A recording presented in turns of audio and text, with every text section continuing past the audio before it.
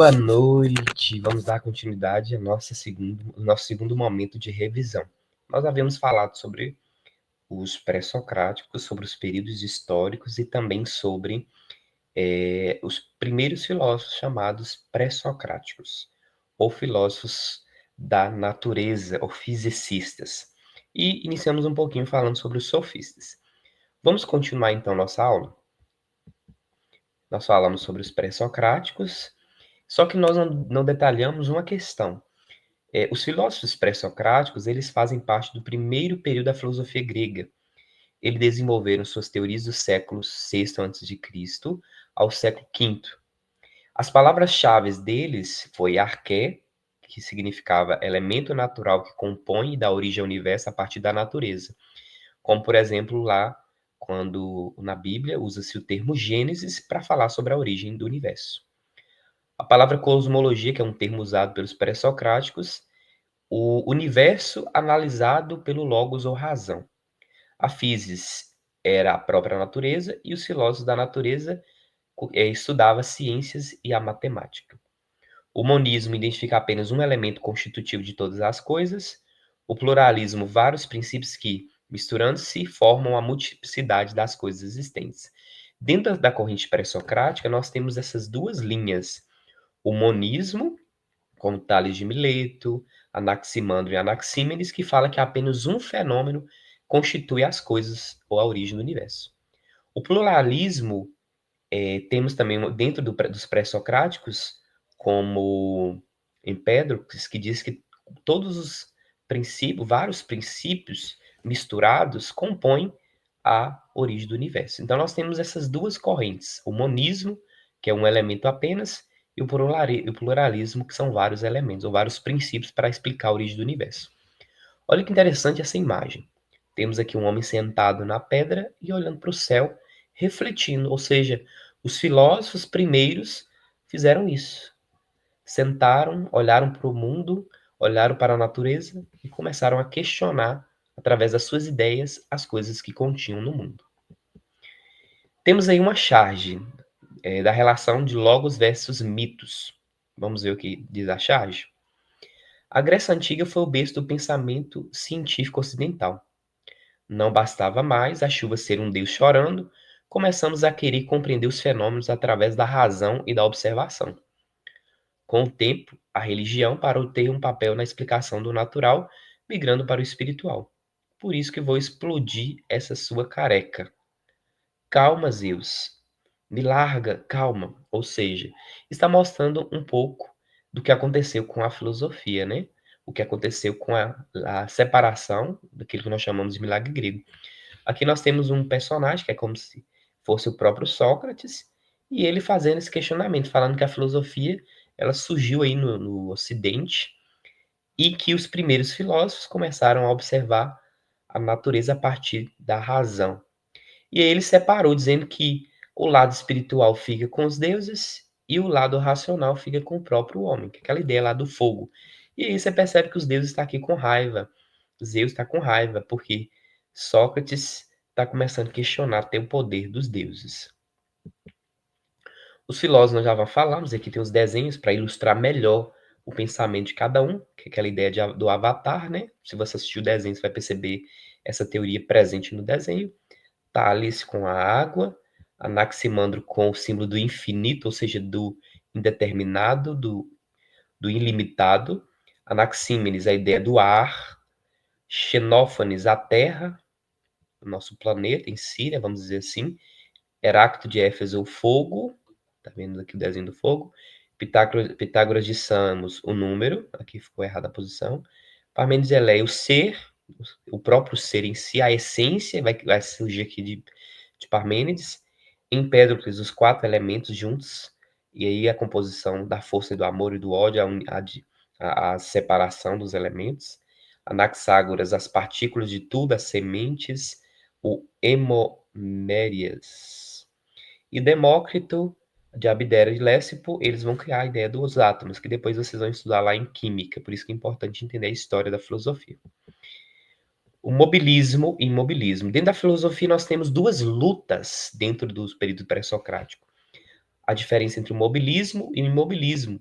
é que a primeira visão filosófica defende a mutabilidade dos seres, enquanto a segunda defende que não há mudanças reais no universo. Então vamos entender os conceitos. O que é mobilismo?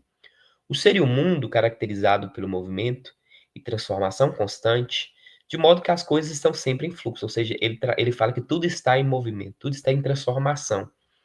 E aí ele tem a seguinte frase de Heráclito: um homem não cruza duas vezes pelo mesmo rio, ou seja, não banha, pois não mais será o mesmo homem, nem o rio será o mesmo rio. Então, quando ele cria a ideia do imobilismo, do movimento, é porque ele observa que quando uma pessoa entra no rio, ela não será mais a mesma, porque quando ela voltar, talvez ela não será mais. Se ela for como uma criança, ela não voltará mais como uma criança.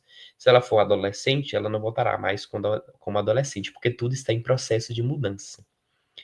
Já Parmênides, ele que cria o termo do imobilismo, que para ele tudo que existe é eterno, é imutável, é indestrutível, indivisível, portanto imóvel. Mesmo que haja o movimento, o ser vai chegar na eternidade. O ser vai chegar a ser imutável, indestrutível, indivisível. E depois Aristóteles caracteriza isso para definir o conceito do motor imóvel. E a seguinte frase de Parmênides é: o ser é e o não ser não é. É a ideia da lógica, né? Se algo é, ele não pode deixar de não ser. Ou seja, se alguma coisa é, ela não pode deixar de ser. Se o ser é humano, ele não pode deixar de ser humano. Vamos para um exercício para complementar isso que nós acabamos de escutar. A representação de Demócrito é semelhante à de Anaxágoras, na medida em que o infinitamente múltiplo é a origem, mas nele a determinação dos princípios fundamentais aparece de maneira tal que contém aquilo que para o que foi formado não é, absolutamente o aspecto simples para si. Por exemplo, partículas de carne e de ouro seriam princípios que, através de sua concentração, formam aquilo que aparece como figura. O texto faz uma apresentação crítica acerca do pensamento de Demócrito, segundo o qual o princípio constituído das coisas estava representado pelo. Então, Demócrito traz a ideia de átomos. Então, para ele, o principal motivador são os átomos, que é a teoria dos, de Demócrito. Vamos ver lá na teoria de Demócrito, aqui, ó. A teoria de Demócrito está ligado aos átomos. A teoria de Anaxágoras está ligado às partículas. E aí, o que, que a pergunta nos diz? O texto faz uma apresentação crítica acerca do pensamento de Demócrito, segundo o qual o princípio constituído das coisas estava representado pelo número? Não, porque aqui nós estamos falando de Pitágoras. Do devir, aqui nós estamos falando de Heráclito. A água, nós estamos falando de Tales, a imobilidade de Parmênides e o átomo, nós estamos falando de Demócrito. Vamos ver qual é a alternativa correta? É a letra E, muito bem, nós acertamos, porque Demócrito trabalha com a ideia de átomo que explica o surgimento dos entes. Tudo se dá a partir dos entes. Vamos agora para os filósofos antigos. Entramos em cena o filósofo que define o que de fato é essa área chamada filosofia. Tales inaugura com os questionamentos, com a origem das perguntas, e Sócrates vai procurar sistematizar o pensamento filosófico. Nós temos a imagem de Sócrates olhando para a cidade. Sócrates nasceu em 470 a 468 a.C. e morreu em 399. Ele era filho de uma parteira e de um pedreiro, olha que interessante. A teoria dele vai ser baseada na função da mãe dele, nós vamos entender mais à frente. A profecia do oráculo de Delfos dizia mas que Sócrates era o homem mais sábio de todos os homens, porque Sócrates ele chegava a pensar coisas que os homens da época não tinham conhecimento. Busca artífices, poetas e políticos. Então ele busca os mais sábios para questioná-los. Ele não deixou escritos como os outros filósofos, como Tales, Pitágoras, esses filósofos aí. Ele é antagônico aos sofistas no mesmo período, né? Então ele vai questionar os sofistas com as suas ideias. Sócrates foi general da guerra, então ele ajudou na guerra do Peloponeso, ele ajudou no processo de construção da Grécia. Ele vivia uma vida ascética, porque ele não estava prendido às coisas do mundo, tanto que ele nem preocupava com o que comer, porque ele era tão sábio que as pessoas acabavam ajudando. Ele foi condenado por questões políticas por três motivos. por corromper a juventude, por ser considerado ateu, porque ele tinha o próprio deus da sua mente, que era chamada de Daimon, e por ser chamado de pagão por não acreditar nos deuses do panteão grego. Ele ficou preso por 30 dias e foi executado por ingestão de cicuta, ou seja, ele bebeu um veneno porque ele acreditava nas verdades que ele pregava. Por isso, ele não aceitou o que eles o acusavam. Por isso que ele bebe esse veneno para se auto morrer. Nós temos aqui uma arte feita por Jacques Louis David, de 1787, destacando o que aconteceu com Sócrates no dia de sua morte. Ou seja, o tema da obra é a morte de Sócrates. Nós temos aqui os seus discípulos, e Sócrates se autodespedindo deles e olhando para eles e falando que aquela seguinte frase, que se ele, a verdade existe ou não, ele vai cumprir aquilo que ele disse com seu testemunho de filósofo. E aí ele bebe, né, cicuta, e depois ele falece, deixando testemunho para os seus discípulos, para seguir o mesmo o mestre, como Platão, que estava aí nesse período também na sua escola. Uma das principais frases de Sócrates é: só sei que nada sei. E aí ele diz isso porque o oráculo de Delfos falava que ele era o sábio. Quando chegaram para ele, ele disse que não sabia de nada, porque se ele soubesse, ele poderia ser um deus, e era coisa que ele não era. E ele disse: ó homem, conhece-te a ti mesmo, e assim conhecerás o universo e os deuses. Então, para conhecer a ti, se nós conseguirmos nos compreender, se nós conhecermos todas as coisas, nós conheceremos o universo e nós conseguiremos conhecer os deuses. Porque conhecer um Deus era uma realidade infinita, uma realidade perfeita. Universalismo de Sócrates. Sócrates vai criar uma verdade absoluta. Para Sócrates, a ideia de que todos os seres humanos têm uma natureza comum e que essa natureza é boa por si mesma. E essa natureza traduz por quê? Como amor, virtude, amizade, coragem, justiça e governo bom. Então, para Sócrates, a natureza é boa. O homem nasce bom. Já na teoria dos sofistas, eles vão criar o que nós falamos anteriormente de relativismo.